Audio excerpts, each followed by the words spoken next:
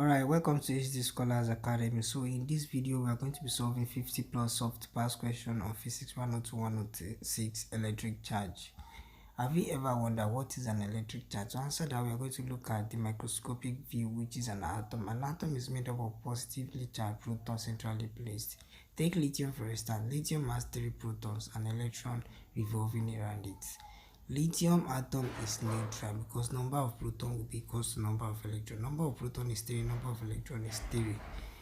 Net charge on lithium atom will be equal to 0 plus 3 minus 3 is 0. To attain stability, lithium is going to lose its valence electron. Note that proton is positively charged, electron is negatively charged in an atom. Alright, so for a neutral atom, number of proton must be equal to number of electron. Current electronic configuration of lithium is 2-1. To attain stability, that is duplet electronic configuration, lithium is going to lose its valence electron. The one there, lithium is going to lose it. And number of proton remain 3, number of electron remain 2, will become 2. Net charge will be plus 3 minus 2, which is equal to plus 1. So lithium is charged with plus 1 charge, a positive charge. A charged atom is an ion, lithium ion, and there can only be 2 types of charge. It can either be positively charged or negatively charged. This was a conventional method by Benjamin Franklin. If you look at fluorine atom for instance, number of proton is 9, number of electron is 9.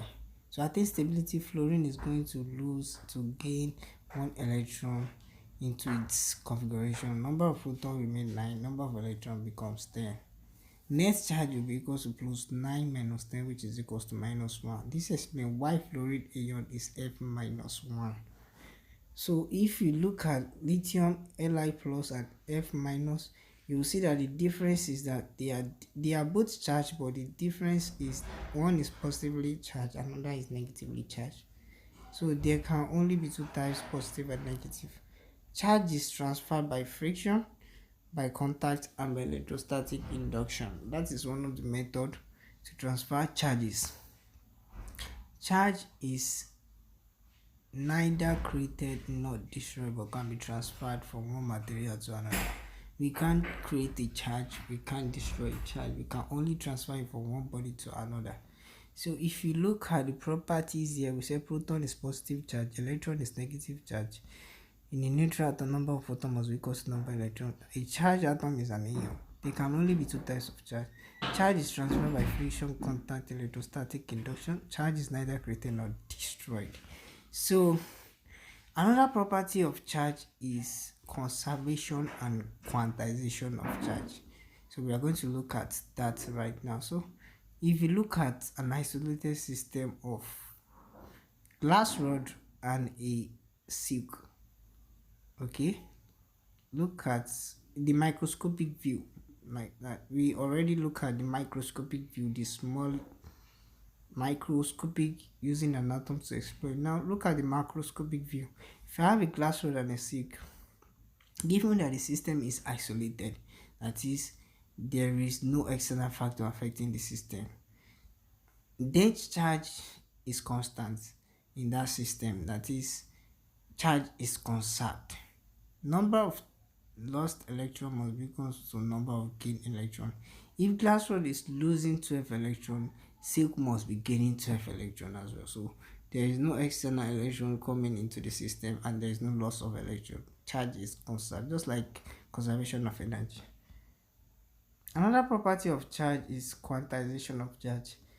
Charge will take an integral multiple of an elementary charge. Q equals to N is the mathematical representation where N is plus or minus 1, 2, 3. N cannot be a fraction or a decimal. It takes discrete values. So another property of charge is like charges will repel or like charges will attract. Okay, please take note of all these properties because you are going to be using them to solve questions in the following question that will be uploaded. Another thing is glass rod is become positive charge when you rub with a gay silk and ebonite rod will become negative charge. If you take an ebonite rod and rub it against 4, becomes negative charged. Ebonite rod can also be a rubber. We can replace it with a rubber. They are almost the same thing. So ebonite rod becomes negative charge when rubbed against 4. Take note of all of this because we are going to be using it in the questions that will be uploaded. Thanks. You might want to pause the video and write this down. Which of the following is not true of an electric charge? A. Electric charge is an intrinsic characteristic of fundamental particles making up matter and it is quantized. B. Charge with the same electric charge repel each other and charge with opposite sign attract each other. C. Electric charge is conserved. D. There are 5 kinds of charge. E. None of the above. One of the properties of electric charge is quantization. Charge is quantized. So that is true. Like charges will repel, unlike charges will attract. So option B is true. Charge is conserved. That is also true. So there are only 2 types of charge, and in our option D it says 5 kinds. So that is not true. That's our right option. Which of the following is true in electrostatic? When one material is rubbed against another, charge is created. When one material is rubbed against another, charge is transferred from one material to the other. When one material is rubbed against another, both materials gain the same amount of negative charge. Option D, both materials gain the same amount of positive charge. Note, charge is never created.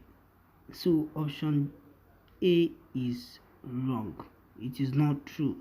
Charge can be transferred from one material to the other. So option B is true, but let's go to the other options. Option C, both materials gain the same amount of negative charge. If you rub a material against the other material, one material out of the 2 materials, one of it is going to lose electron and the other is going to gain the electron. So they are not going to, both materials can't gain the same amount of negative charge. One is going to lose and the other is going to gain. So option C and option D is not true. So our right answer to this question is option B.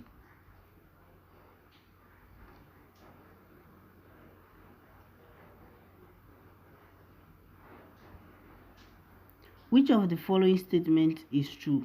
Coulomb's law is an example of inverse square law.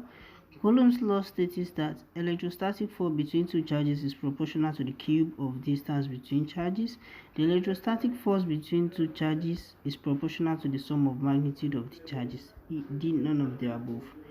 Note that Coulomb's law is F equals to K Q1 Q2 over R squared, and inverse square law is relating force to inverse of square of the distance. That is, F is inversely proportional to 1 over R squared. And we have 2 kinds of equation that are regarded as inverse square law, and that is the Coulomb's law and the Newton gravitational force. So one is F equals to K Q1 Q2 over R square, one other is F equals to G M1 M2 over R square. Coulomb's law is an example of inverse square law. That is true. Coulomb's law states that electrostatic force between